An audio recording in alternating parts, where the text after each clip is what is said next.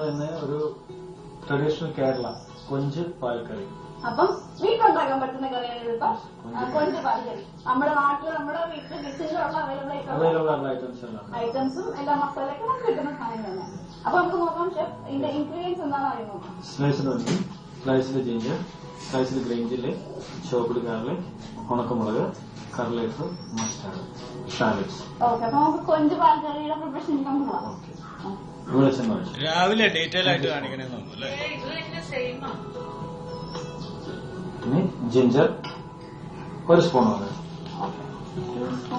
Sliced ginger, garlic, green chilli, green chilli ഒരു 4 എണ്ണം, shallots അതൊരു 10 കിട്ടുള്ളൂ.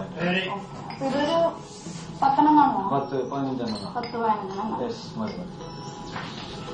ചെറുള്ളി ഒരു 10 നമ്പർ ചെറുള്ളി നമ്മൾ സ്ലൈസ്ഡ് ഒനിയൻ ഇത് ഒരു ഹാഫ് ഒനിയൻ. യെസ്. പക്ഷെ നമ്മുടെ ഹോട്ടലിൽ എങ്ങനെയാണ് വെറൈറ്റി ഫുഡൊക്കെ കിട്ടുമോ? ഇവിടെ നമ്മള് ഒരു 2 months ഫെസ്റ്റിവൽ വെക്കാറുണ്ട്. ഇപ്പൊ ലാസ്റ്റ് ഞങ്ങളുടെ ഒരു ഫെസ്റ്റിവൽ കഴിഞ്ഞ ഒരു 101 ഐറ്റം, ഒരു 20 non veg, 20 veg, 20 breads, 20 rice, അങ്ങനെ വെച്ചൊരു 101 ഐറ്റം വെച്ചൊരു ബൊഫേ ചെയ്തായിരുന്നു. ഭയങ്കര സ്പ്രെഡായിരുന്നു. കൺഫ്യൂസ് ആവില്ല എന്ത് കഴിക്കണമെന്നല്ലേ? ഇത് നല്ലോണം സ്വാദ് ചെയ്ത് ലൈറ്റ് ബ്രൗൺ ആണ്. ലൈറ്റ് ബ്രൗൺ കളറായി കഴിഞ്ഞിട്ട് നമ്മൾ സെക്കൻഡ് പാൽ ഒഴിച്ചിട്ട് പിന്നെ നമ്മൾ കൊഞ്ചിടും. കൊഞ്ചിടണം. ഇത് ശരിക്കും ഫ്രൈങ് പാനിലാണെങ്കിൽ ആകും, പക്ഷെ നമ്മൾ ഈ